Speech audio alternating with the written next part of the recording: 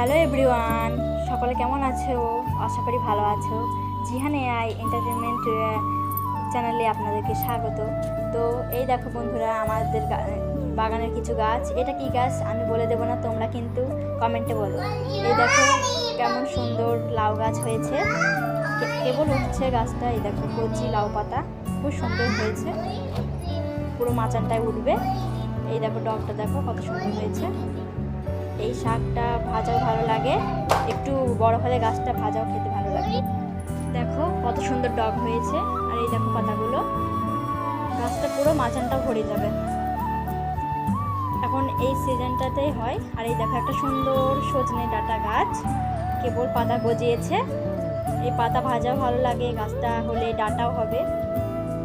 সজনে ডাঁটা খেতে কার কার ভালো লাগে অবশ্যই কমেন্টে বলবে। আর এখন তো সজনে ডাঁটা সিজন না, এই সিজনে এই সব শাক পাতা খেতে ভালো লাগে।